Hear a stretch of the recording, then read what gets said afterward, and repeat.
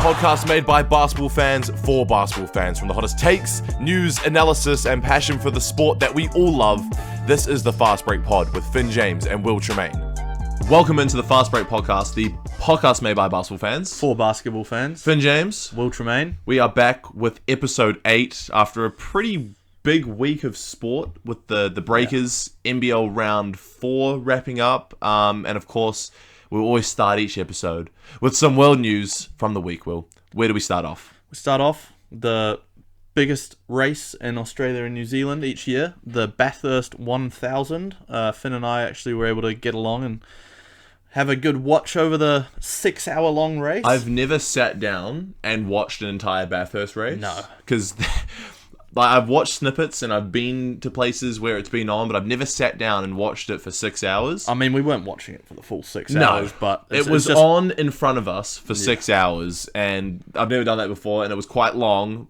I mean, decently enjoyable, but for the most part, one of the more boring Bathurst race. But what do you think of the eventual race winner, Finn?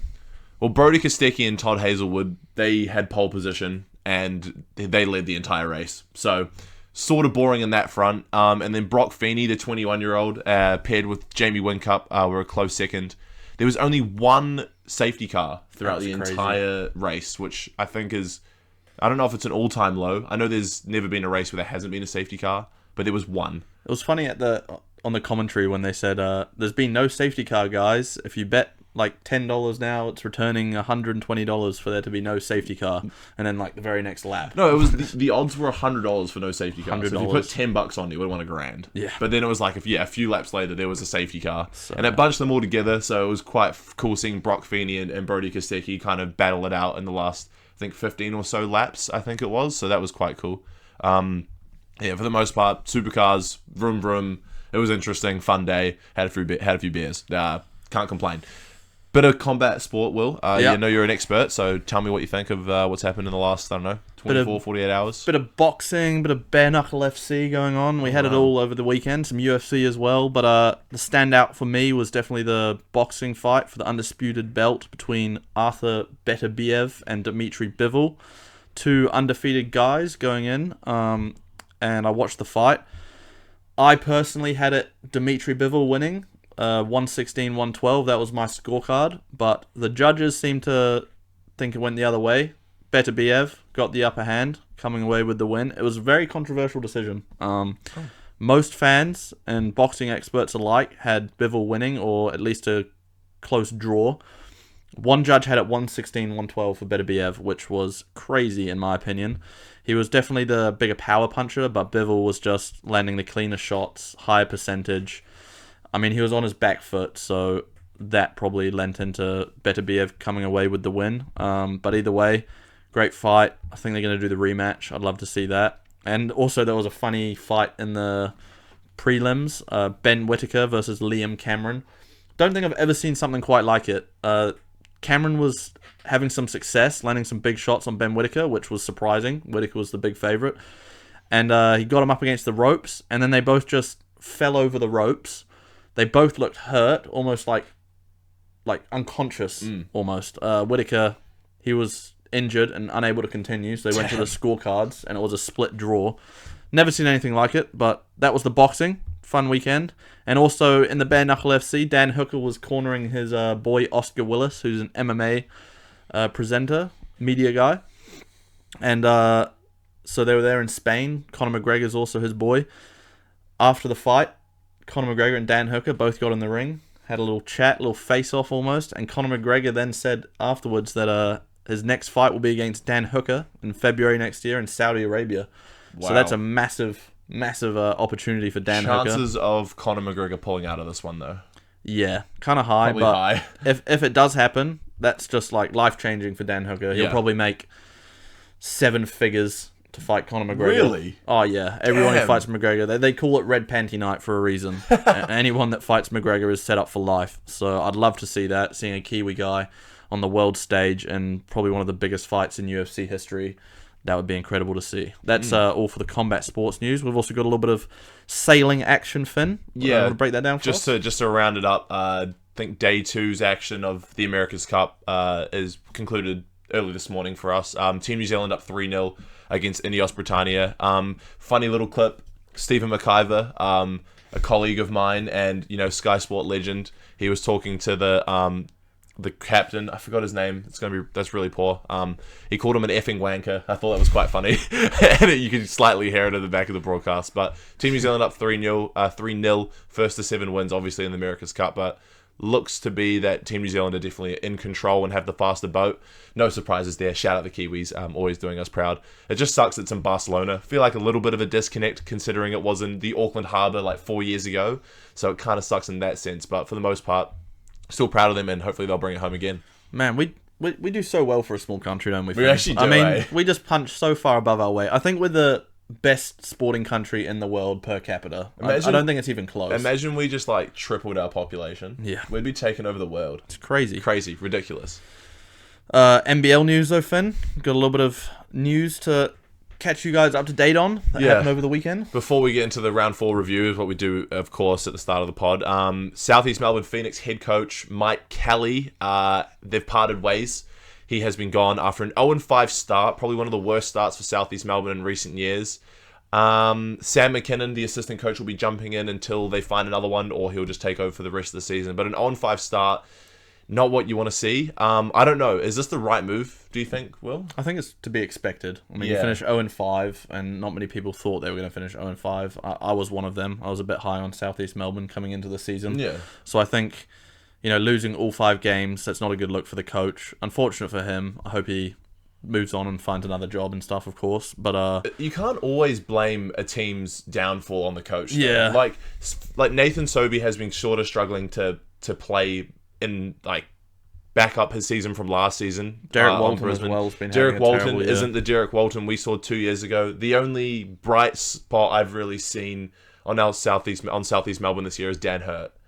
He's had a really good year. Matt Hurt, sorry. Matt Hurt. 22 points per game. Their other import, Wescamp, haven't seen much from him either. So, look, I don't think it's just on the coach, but people are saying maybe he's a bit too nice and not as hard on the players. So, potentially, this could be a good move. I guess we'll see now that they're going to get a new coach if they can turn their season around a little bit. Yeah, telling. There's a few options I feel like they could throw in. Chase Buford is probably one that I've heard around the NBL media mostly at the moment. He was the Sydney Kings coach when they went back-to-back.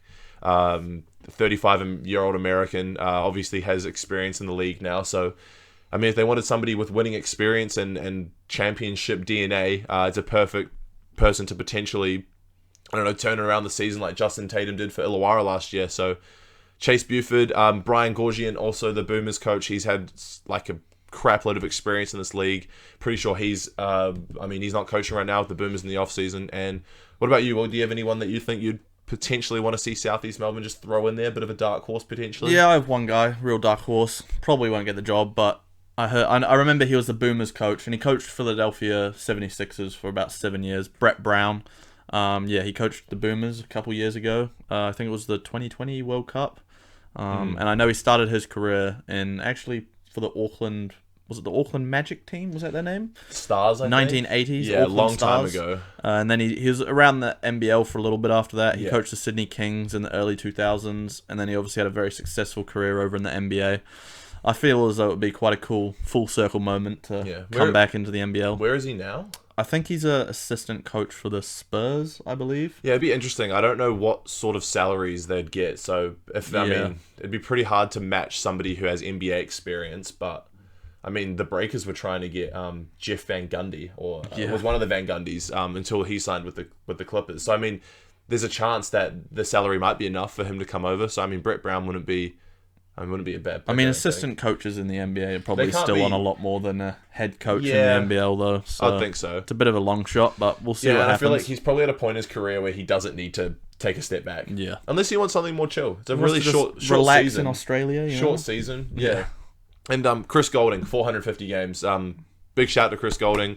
I hated his guts when I was a kid, watching him absolutely tear apart the Breakers in the early 2010s, mid-2010s. He really pissed me off, but a really good player nonetheless, and probably one of the best Australians that has never really cracked the NBA. Yeah. Stayed loyal, 450 games at Melbourne United. Pretty substantial record to achieve, so good job, Chris Golding. The love-hate relationship. That's all for the NBL news, but now we're going to get into breaking down the games. We had, I think it was 6 games this week. Still no breakers. They've still only played 2 games in the NBL. They obviously had the 2 remaining NBA games that we'll get into later. We will. But the first game of the week, we had the Cairns Taipans and the Perth Wildcats. This was a close one. Closer than I thought. Yeah. But Cairns have been impressive so far this season. But they're going above what I assumed they would be doing to start the season. Close loss here to Perth, though. 90 to 87. They had a shot at the end of the game there, Rob Edwards, to try and tie it up and go to OT. Couldn't get it to sink. But Perth Wildcats, pretty standard. Bryce Cotton, he's the guy that led them to the W. 35 points and 7 threes in this one, Finn. What do you think of that? It's crazy that he drops 35 and 7 threes and they only win by 3 points. Yeah. Surely that's like a little bit concerning for Perth. They have a good team. Christian Doolittle's over there. Keanu Pinder's having a decent year, and I mean Dylan Windler is still trying to kind of sort his time out in the NBL. But for the most part, like if you need Bryce Cotton to score 35 points, only win by 3, is a little bit alarming. But nonetheless, it's Perth. They're probably going to sort it out, and they have one of the best NBL players of all time. Rob Edwards with 24 points, really inefficient from the field though. He impressed me in round 3. This round, not so much. He's probably still figuring it out too. But that take I had saying that he wouldn't last the season, I think he still will. Very 24 points. game. But yeah, just a really inefficient game from Rob Edwards. Like there's other players on his team that can go get a bucket. Tyron Armstrong in particular. Yeah. We've raved about him a little bit We're this quite high season. on him. But look, a 3-point win for Perth nonetheless. But yeah, in the next game, Adelaide 36ers against the Sydney Kings. I wasn't sure how this one was going to play out, but Adelaide thoroughly surprised me with a 10-point win over the Sydney Kings. And we always have said this for every episode. We think Sydney is going to be the best team in the NBL this year. And for Adelaide to get a 10-point win, I didn't see it coming, but a really, really well-rounded performance from the boys from Adelaide for sure, Will. I think they're quickly becoming like your little second team in the NBL almost, Finn. You Little know, bit. obviously with Montrezl Harrell coming over, that's your guy from the Clippers days. And I notice you're always speaking highly of Adelaide. Yeah. So, I mean, it is good to see. Obviously, I think they're almost guaranteed to be one of those playoff teams now. I think so. Especially if they can keep Montrez for the rest of the season. I noticed they only have 2 imports currently signed to the team, so there is a space for Montrezl Harrell to stay for the remainder of the season. Let's put a petition to keep Montrez in the NBL because, man, he's so exciting. He had 18 point, 14 rebound, double-double in this one as well. He's already proved to himself that he's a beast on the boards. Although he can't shoot the ball very well, he's still being incredibly dominant down low. Let's keep Trez in the NBL for the whole season. We'd all love to see it. He just brings that American energy that not really any of the other players are bringing right now. He talks to the crowd. He gets excited. Goes up to the cameras. I think he's having a lot of fun as well. So it's really good to see. And obviously DJ Vasiljevic, 26 points in the night as well. He was hitting some deep threes, bro. Probably one of the best shooters in the NBL. Yeah. And then I think, Kendrick Davis and Isaac Humphries also in double digits for the boys. But Sydney, a pretty weak game and weak showing from Sydney. Not really any bright spots other than Kelly Louis Pepe with a 10 and 10 double-double. Playing the wrong sport. He needs to be in rugby, mate. Or a weightlifter. Yeah. He's huge. But he's proved that he's actually like we talked about him last week. I think he had a really positive game last week too. Yeah. He's proving that he's a genuine piece. I mean, he's a starting power forward on this team. And he's just one of those guys that just does all the dirty things for you. Like, he's super strong. He's getting boards. He can shoot the ball a little bit. And he has surprised me. I wasn't sure what he was going to be like, being sort of like a shorter big. But damn, his size, it doesn't matter. He's huge. And he's proving that he's a bit dominant down low. So he's doing pretty well. And he can stretch that floor quite well. And, a pretty decent start to his professional career coming from college last year. Yeah. And just going back to Adelaide, I think that big man duo has really impressed me. Montrez, he's playing at the 4, which I really like, with Isaac Humphries there at the center. That big man duo down there in the paint, they're almost unstoppable, I think. Yeah. And I think that big 4, combined with Kendrick Davis and Dejan Vasiljevic, I think that's the best big 4 in the NBL. Easily. If they can figure out their depth, they are gonna. I mean, as we saw them beat Sydney by 10 points, I think they're gonna be one of the top contenders for the chip this season. Wow. So hopefully they figure it out. I think it's possible. I think it is. It just depends if they can bring Jarrell Martin back once he returns from injury and somehow drop a rostered player and pick up Trez. I haven't seen Jarrell Martin play basketball before. I'm not sure what type of player he is. He's obviously a big man. That's why Trez is there. The only issue I have is Humphries and Trez, they can't shoot. Yeah. So they can't stretch the floor that well. But, I mean, Kendrick Davis hit some pretty nutty step backs, and so does DJ Vasiljevic. So at the end of the day, it doesn't really matter. Did you see that Kendrick Davis? He did the old rondo. The rondo. Faked the pass behind the back and got the lay. I haven't seen that in a while. That was tough. Kendrick Davis has been really impressing me. He's second-year pro, obviously out of Golden State's G League team last year. Yeah. He's really taken the NBL of the palm in his hands, and he's given it a little bit of swagger over in Adelaide, that's for sure. Yeah, definitely. Moving on to the next game, Illawarra Hawks continuing their dominance. Justin Tatum, I think he's just continuing to prove that he's probably the best coach in the NBL.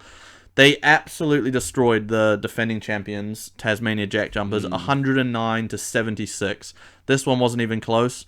I know you had them on your little parlay by was it 12 plus, 11 plus. Blew it out the water for me. Blew it out the water. All-round performance from the Hawks. 6 of their players were in double digits, so that they're just sharing the rock, passing it around. The only highlight for Tassie was Jordan Crawford, their little 5'6" guard or whatever he is, 19 points. But other than that, they just couldn't get it going, and they're continuing to have a rough start to their season. I don't think they're going to be anywhere near going on a repeat from last year. They're not as deep as they were last year. Losing Jack McVeigh was a huge loss. Milton Doyle's been playing okay. Yeah. Obviously, he hit that game time three to go into overtime last round where they got a good win. I can't remember who it was over. My apologies. But Tassie just don't look like the Tassie they were last year. And I think losing Jack McVeigh is a huge reason for that. But chances are they could turn around, but when you lose somebody like Jack McVeigh, who's genuine NBA talent, obviously going over and playing for the Rockets this season on a little two-way deal, it's a big loss. And so that was somebody that was going to get you damn near 20 points a night on a good night. So it's just not really clicking in Tassie. But when you're playing Illawarra, who's potentially one of the best teams in the NBL as well, of maybe other than like maybe Sydney, when you have Justin Tatum and players like Trey Kell and Tyler Harvey running your offense the whole day, pretty hard to stop. So they're doing quite well, Illawarra as well. So no surprises that I was surprised they blew them out the water, but I saw them winning the game, that's for sure. Yeah. Another game, Southeast Melbourne Phoenix. We talked about them before, that 0-5 start. This was one of their losses. The Brisbane Bullets beat them by 2 points. So a bit of a closer one here. I think they've been a bit unfortunate. They obviously lost to the Breakers, the game we went to. That was a close one as well. 87-85 in this one. This was decided by the fate of Mitch Kelly. He was... do you want to speak about him a little bit, Finn? I know you're quite a big fan of Mitch Kelly. Mike Kelly, sorry. He was the coach. This game decided his fate. I mean, he got let off from the team because they lost. Brisbane were also winless going into this game. So I think the head office at Southeast Melbourne, they were just sort of, you know what, you've lost the worst team in the league. You're 0-5. I think it's time you pack your bags, Mike Kelly. So this was the game that decided it. But Matt Hurt, continuing his form, of course, 22 points in this one. Mike Kelly tried his best to keep his job. He thought he'd switch it up. He chucked Nathan Sobey on the bench. I like Mike Kelly, man. I hope he finds a good job somewhere else. He'll find a job. Yeah. But with Nate Sobey, it was a last-ditch effort to kind of switch up what was going on in Southeast Melbourne. Obviously, Nate Sobey playing for Brisbane last year. He had a really good year. There was a lot of chitter-chatter, a bit of chirping between Nate Sobey and Brisbane throughout the week, apparently. And for him to come off the bench, he really struggled. In 20 minutes, he had, I think, 5 points, 1 for 7 from the field. I'm not sure why you're starting a guy who's capable of scoring 20 points a game off your bench. Off the bench, mate? Not sure. But Nate Sobey really struggled, and I think that was just the last straw for the team, for the higher-ups at Southeast Melbourne to kind of ship Mike Kelly off. Derek Walton had 19 points. Best game of the season. Best game of his year so far. But in terms of Brizzy, Tyrell Harrison, the tall black centre, 21 points and 17 rebounds for Tyrell Harrison. A monstrous game. And James Bateman off the bench with 20 points as well. So the best game Brizzy's played all year. Only a 2-point win on the bottom of the table. So that's got to be the most rebounds in a game for a player so far. Up this season, I think it is. Yeah, I think Trez might become with that little record. But for the most part, these two teams are looking like the wooden spooners this year, so a bit unfortunate, but yeah, bye-bye Mike Kelly. Hope all is well, mate. Hope your family treats you good. Weird to see after the Brisbane Bullets obviously winning the Blitz at the start of the year to now come out and have such a stinker of a start to their season. Yeah, I agree. Getting a win here, but hopefully they'll turn it around. I say it for every team. I don't like seeing anyone lose really bad. You want to see a competitive league, right? Exactly. You don't want any easy beats in a league with only 10 teams. Yeah, you don't want any Washington Wizards. Or Portland Trailblazers. Nah. Or Los Angeles Clippers. Yeah, hilarious. Well, yeah, nice, bro. Yeah. Sydney Kings, Cairns Taipans. This one wasn't close. 99-73. Not much to talk about in this one. Went as expected. Sydney, the best team in the league. Sean Bruce, just another player that they can add to their veteran stacked team. I guess 21 points. I guess Freddie Gillespie's headbutt on him and the blitz hasn't affected his shooting performance because he went 6 for 6 from 3. Old Sean Bruce, the captain of the team, the veteran, of course. But yeah, great game from Sean Bruce. Rob Edwards struggled in this one as well, 2 for 12. He's really not that efficient of a player. Hopefully he can figure it out. Make sure he's only taking smart shots. I think a lot of those shots he's forcing up there, trying to be that go-to guy. But you don't want to see 2 for 12 from the field. That's just not acceptable at NBL level, any basketball level, really. And shout out to Kiwi Sam Waterberg. He had 22 points and 9 boards, so big game for him. I know you saw him playing younger here in New Zealand, Finn. Bit of a fan of him.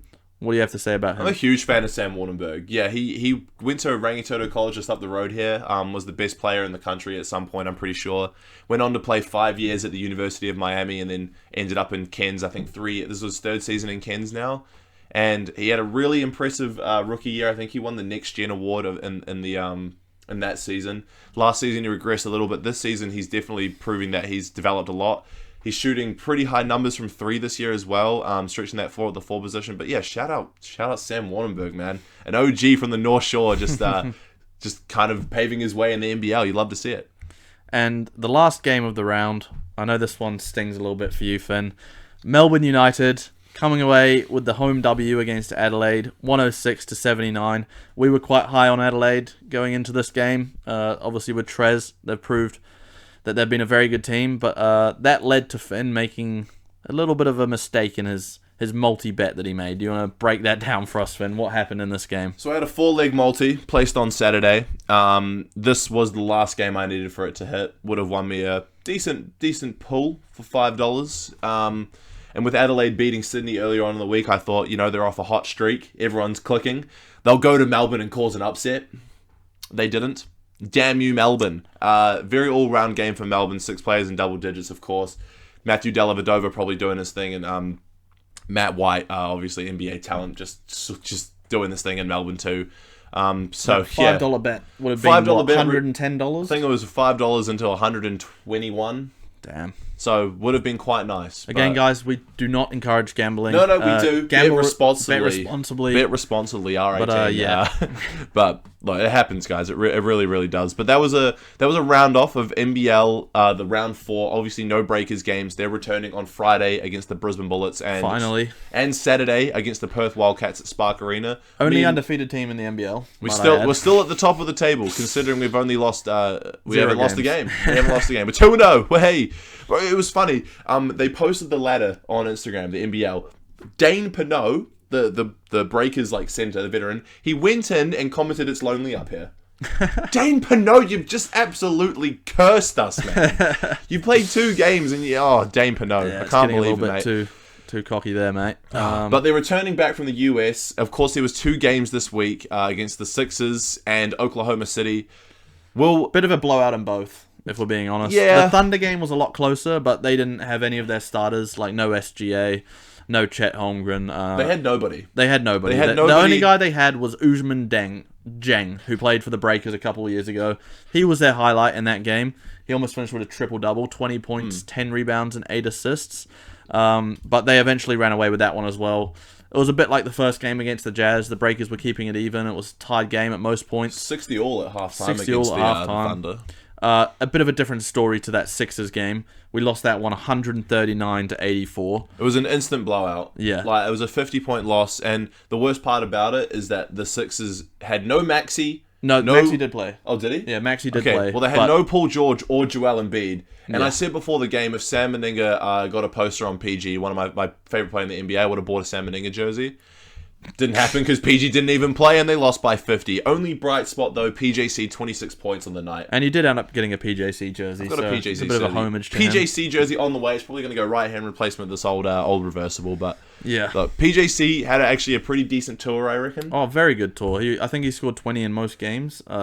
He obviously was diming the ball, finding all his open men. I think he needs a shot in the NBA, honestly. I know he's a small guy. He's also getting old. He's a bit of a liability on the defensive end. But you see guys like, I know Memphis just signed a guy from Japan, I think it he's was. 5'7". 5'7". So there's obviously room for them there. Maybe just give him a shot in the summer league or something next season. Although, I mean, we obviously want him to stay with the Breakers, so maybe don't go. But he was really the only bright spot. Consistent player, played well in all 3 games. What did you think of some of these other players in specifically the Thunder game? That was a bit of a closer one. Well, Matt Mooney shot the ball quite well, 19 points in the night, and Mo King, I think, started the game 5 for 5 from 3.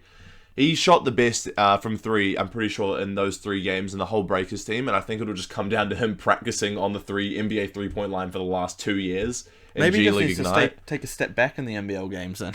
I mean, he's not shooting that bad in the first 2 games of the season either, to be fair, but Mo King was a bright spot in terms of our shooting ability.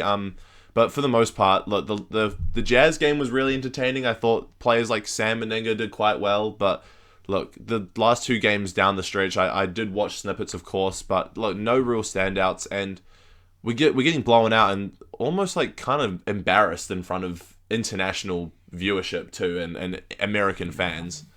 So it's a bit of a weird one. But Taco didn't even play, by the way. We signed Taco full for just this 3 games stretch. He didn't even get on the court. I know he had a little bit of an injury in warm-ups for the Jazz game. So it's just unfortunate to not see him get on the court, but at the same time, it just proves our point as to why are we signing these guys for a quick 3-game tour of the States. Doesn't make much sense to me. I don't think the Jordan Floyd and Chris Archdiakono really got any game time either in that last game against the Thunder. It just doesn't make any sense to me. And yeah, we've missed, 3 games now of the NBL season? Yeah. So we're going to have to play catch-up mode for the rest of that. Probably quite a long schedule with a lot more games. Yeah. If you had to give the tour a grade, a letter grade, what would you be giving it, Will? I want to say an F, to be perfectly honest. We can't but it's give it got to an be. F. I'll be a bit more generous. I think it's a D plus. Okay. Some players did get to show out on the world stage, like PJC, Meninga in that first game as well, Matt Mooney against OKC. So it's good for them. So it can't be all negatives. But ultimately, we're now going to have to go back to normal NBL games. We're going to have to fit a few more in here and there to catch up with the other teams. And we're just playing catch up now. So I can't go any higher than a D plus for me. What about for you, Finn? Damn, that's crazy, because obviously going into the tour, I'm pretty low on it, but I'm sort of sitting at like a C- or a C. I feel like I've kind of gone away from the tour a little bit more optimistic. Cool, we got embarrassed in 3 games. Sure, Taco Fall didn't play after they made it such a big deal. And yes, now we have to play catch up, but I think the positives come from friendship. The boys got together on a great tour of America, and probably the chemistry is probably off the charts now. Team chemistry plus. Team chemistry is off the charts. They still got to play basketball at the end of the day, although it's probably a completely different style. The rules are different, the balls are different, the courts are different, all of that compared to the NBL. But in terms of team chemistry and getting together and showcasing the brand, the league, and getting a chance to play in NBA Scouts, that's why I'm giving it like a C-, C, because there's a few positives to take away. But for the most part, wasn't the biggest fan, especially with Taco not playing. I can't believe how much of a big deal that was. All across social media, made news outlets. They were selling his jersey on NBL.com. He didn't play a single game. Crazy. If they drop Free Gillespie and Taco Fall comes over to New Zealand, then I feel like there's a point of him being signed for that tour. But for now, bit of a waste of time and energy. But at this point, he's proven that he's quite injury prone as well. So I don't know if we'd even want him for a whole season. He had a quad strain and missed the whole... I don't understand what a quad, how severe a quad strain is. I've never had one before. Obviously, this guy's 7'6", so I'd imagine injuries are a lot easier to come by when you're that height. And obviously, he's not the most mobile guy. No offense. He struggles to get up and down the court. You're probably not even offended by that, bro. He's 7'6". Yeah. But look, I'm giving it like a C-. I'm sure there will be some positives to take away. They probably had a great time. They got some good social media content out of it. I never saw the Thomas Abercrombie poster on Jaren Jackson Jr. get posted, so that's unfortunate. Yeah. But yeah, C-. Would I want to see it next year? It depends. If we come back and we lose our next 3 games, I'm completely against it. I want this whole tour abolished. I never want to see it again. If we come back and we look like a well-rested, polished team that has taken that NBA experience to the NBL and plays better against, obviously, weaker opponents in the NBL, this is great. I think it's a great tour. It was cool. We got to play a bit of catch up, whatever. But if we come back and we lose games, look, this is the last tour I want to see of the NBA. But are we even going to be playing weaker teams? Like, in all honesty, I think the Sydney Kings are a better team than that Oklahoma City Thunder team. Yeah, that's a good point. They played absolute cans, absolute nobodies. When Usman Jeng is your best player on the court, I think we should be beating that team, to be perfectly honest. They didn't play a single one of their guys that will be in their regular season rotation during the NBA. So that was quite an unimpressive loss to OKC specifically for me. And not a very good look. So hopefully when we come back, we're still going to compete with those teams like Illawarra, Sydney, Adelaide, Melbourne. Well, on the bright side, we have Brisbane, a bottom 2 team in the NBL Good warm-up for our game. first game back. And then we come back to New Zealand and play Perth on the Sunday, on the 19th, which will be a big test. If we can lock up Bryce Cotton, then we're going to have a pretty good chance of PJC winning versus that one. Bryce Cotton, that'll be a good one. The matchup we all want to see. Yeah. 2 of the best point guards in the league going head-to-head on Sunday. I'm very much looking forward to that. We'll probably get down for it if we're free. Yeah. I assume we probably would.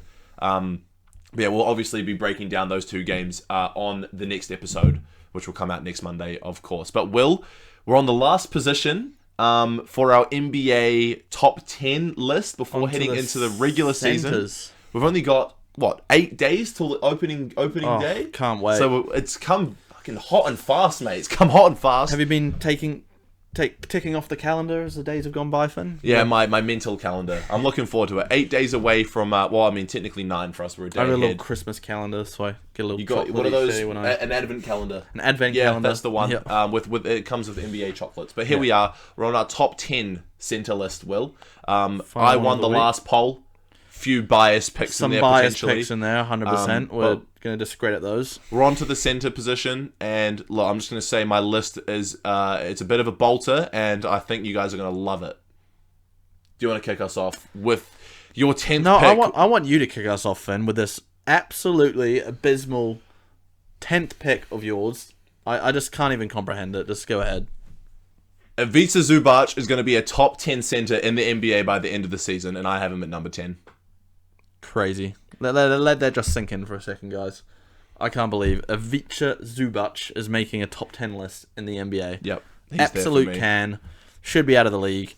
He's on probably the worst team in the NBA going into next season. Blazers supporter right next to me. In your Who do you got? Kawhi Leonard? He's going to break his leg in the first few games. He'll be out for the whole year. We have James Harden. If he's anything like I play with him on 2K, he's in for an MVP season, Will. Washed up James Harden. Yeah. You bet your hopes on James Harden to lead you guys to the playoffs. We'll see how that goes. Zubac at number 10 for me, team. Crazy. Will Tremaine, what you got at number 10? Number 10, I guess you could say it's also a bit of a bias. Wow! Bit of a bias pick from me, but this one is understandable. If you guys go through and you really look, I think he clearly is a top 10 center in the league. DeAndre Ayton. He finished the end of last season phenomenally. You got it out in the end. I got it out in the end. You got there in the end. For the Blazers. I think he was the only player along with Anthony Davis to average like 25 and 10 over the last 30 games Last of the season. season? Last season. 25? He had a phenomenal end to the season for the he did start Blazers. off. He started off pretty average. He started off average, but he really found Maybe. it, got it together. So hopefully he continues that form going into next season, and he is the 10th best center in the NBA for me. Moving on to 9, Finn. Who do you have? I've got Chet Holmgren at number 9. I thought he was quite impressive last season for sure. And I think he's going to continue to develop on an incredibly stacked Thunder team where he's probably going to be like a main piece. His jump shot looks funky as. I don't know if you've seen the videos. Yeah. I don't know what they've done or why they've changed it, because I thought his jump shot was completely fine last season. Got a little one-hander thing at the end going on now. Yeah. I don't know if it was a drill. J-Dub came and said, it's just a drill, guys. He doesn't actually shoot like that. But if he does, pretty funky. But defensively, Chet is just outstanding. And I think he fits well in the culture of Oklahoma. So I think this is a pretty safe spot having Chet at number 9. Yeah, I agree with you. I've got Chet at 9 as well for all the reasons you said. I think he's going to be that clear number 2 option next year behind SGA. And obviously being a really young guy, he's just going to continue that upwards trajectory, as a lot of these guys on our lists are. Got quite a few young guys on here. But yeah, who's your number 8, Finn? Karl Anthony Towns at number 8. I mean, you could have called him a power forward before the trade. Obviously, going to the Knicks and Mitchell Robinson being, I think he's out to start the year. So, Cat's going to be at his probably more natural position over in New York. I mean, even if Mitchell Robinson's back, he won't be starting. He'll be coming off the bench. Yeah. So Cat is that starting center. Got Cat, number 8. I mean, it's fairly obvious he's one of the best big men shooter in the NBA. And it'll be interesting to see how he gels with the boys in New York. But I think from a little bit of clips from preseason, he looks like he's in pretty damn good form. So Cat at number 8 for me. He's shooting some deep threes as well. Yeah, so number 8 for me, another young guy, Alperen Sengun from the Houston Rockets. This is really low in my opinion. Nah, this is a good spot for Alperen. I think he will move up that list as the years go on. He's like the second coming of Jokic, I think. Sort of, yeah. Great passing big for the Houston Rockets down there, and I think great year for Sengun. He comes in at eighth for me, just ahead of Chet Holmgren. Fair enough. We'll head on to number 7. I've got Bam Adebayo from the Miami Heat. That's low, bro. That might be a bit low, but I think this is where I have him because I just think there are some better players that might have better seasons. Because this is technically a projection and a predictor of who's going to be the best after 82 games. Yeah. Bam at number 7. He's shooting corner threes now, which is cool to see. And defensively, I mean, he's obviously Bam Adebayo. Really good defensively. Had a good stretch at the Olympics too. Bam at 7. I don't know how good the Heat will be this year, though. Be kind of interesting. I think they still make the playoffs, but Bam at 7. 7 for me. You mentioned him before, Karl Anthony Towns. I think he's going to have a bit of a better year this year than he's had with Minnesota the last couple. I think he could work his way into being that number 1 option for New York. I know they've got Jalen Brunson, but I'm not the highest on Jalen Brunson. I think if he could possibly get back to that number 1 option that he once was on Minnesota. He's obviously probably the best shooting big man in the NBA. He shoots deep threes. This guy, he's a great scorer. Just on the defensive end, he's a bit of a liability. Can be at times. Yeah, offensively, I think he could be that go-to guy for sure for the New York Knicks. They're going to be a tough team this season, Finn. Stacked. Yeah. But moving on to number 6, who do you got? I've got Domantas Sabonis, number 6 for me. A walking double-double on a pretty deep Sacktown team this year as well, with DeRozan heading over there. I think his usage might drop a bit with DeRozan going over, so I think his stats might fall a little bit with DeRozan entering the team. But sort of like a mini Jokic, a really good passer of the ball. Shoots the ball okay, not the greatest. Defensively, he's pretty weak though, and a decently undersized center as well from what I've seen with Sabonis. But a double-double machine, orchestrates the offense on a really high level. He runs the ball up the court and finds Fox, and obviously with DeRozan there too. I just think his numbers might drop down a little bit, and I think the 5 I've got ahead are going to be better by the end of next season. But Domas at 6 for me, Will, you? At number 6 for me, you mentioned before as well, Bam Adebayo for me. I think probably the best defender on this list. Well, arguable with another guy we'll get to soon. Definitely not the best defender on the list. I mean, he's arguably a depoy. He's definitely up there. It's definitely debatable between him and a couple other guys that we'll get to in a second. But Bam Adebayo, great defender. Great in that pick and roll with Jimmy. I want to see more of that. And I think, he's going to be number 6 in the NBA next season for me. Number 5, Finn. See, this is where my list might also turn a bit funky. It already had Zubac at 10. I've got Alperen Sengun at number 5, which might be a bit of a bolster. Not gonna lie, but I think watching his progression over the last 2 seasons of being on a Rockets team filled with young talent, he's probably the best player on that team, I reckon. Yeah. And I just think he's going to take another leap. I just think he's an excellent player. If he develops his 3-point shot a little bit further as well, he's going to have to be guarded out on the perimeter a bit more, and he can take the slower, bigger guys off the dribble. Great touch around the rim. Defensively, he's not crazy good, but solid enough to obviously play in the starting center spot. And now he's got Steven Adams. Obviously, Steven Adams is going to have him under his wing, probably teach him a lot. Teach him how to set a good screen. Yeah, teach him how to set a good screen for sure. So I just think this could be a really good season for Sengun. But I can see some of the players I have underneath them could be higher. But I just think, and Bam. Yeah, I know it's a bolter. It's a big pick. But look, we have him at 5. I really want to see Sengun have a good season. I think he's an outstanding player, so I've got him at 5. Fair enough. 5 for me is Sabonis. You mentioned him before. He's kind of like, I've noticed those European centers that come over. They're just have a different play style to the Americans. Obviously, the Americans are kind of more defensive, pick and roll. But those Europeans, Jokic, Sabonis, Sengun, They all seem to be this new era of big men who are able to pass the ball, average 8, 9, 10 assists if you're Jokic. I'm quite high on Sabonis. I think he's the best player on the Sacramento Kings, personally. And I think he's going to have another great year and lead the Kings to another playoff run. He's coming in at number 5 for me. Moving on to the top 4. I think this is quite unanimous. Same list. Pretty unanimous. List. Yeah, I think it's unanimous. Leading us off, number 4, Finn. Victor Wembanyama, number 4. Look, outstanding rookie campaign. He could be 1. I mean, if we're thinking by the end of next season, it's a possibility. It's crazy. Just from what we saw last year, if his development is ridiculous over 82 games, he could jump up a few spots here. But it's too early to tell. And it's too stacked. The center list is stacked. It's pretty top heavy. Yeah. But look, Wemby at 4, obviously a freak of nature, something we have never seen before in the NBA. Probably defensively, probably going to win Depoy this year. I think he could win Depoy this year. I know I had Bam my pick. I had Bam my pick earlier on. I was a bit of a bolter. So who are you saying that Bam's definitely not the best defender on this list? Well, Wemby is, but I just think Bam had a chance of winning it. Regardless, Wembanyama with a good passer with Chris Paul on his team. Oh, Chris Paul. Oh my gosh. So look, Chris Paul's going to average 12 assists a game. Wemby's efficiency with an actual good passer on his team that isn't Jeremy Sohan. It's going to be Lob City 2.0, Finn. I know you're a big Clippers fan with Chris Paul back in the day. I can just envision those lobs, Chris Paul and Wemby next season. There's going to be so many highlight reels. I mean, we already saw one in the preseason. That little lob that he got to Wemby and he dunked. I forgot who it was that he dunked on. No, it doesn't matter. There are nobody. Mo Wagner, I think. Yeah, might have been, but crazy. I've got him at 4 as well. Number 3, we had the same guy, Anthony Davis. I think this is the guy where I could see Wemby jumping by the end of next season, but I just can't pull myself to do it yet. Anthony Davis, still one of the best players in the NBA. 100%. He's been playing center for the last couple of years now with the Lakers. Another great defender.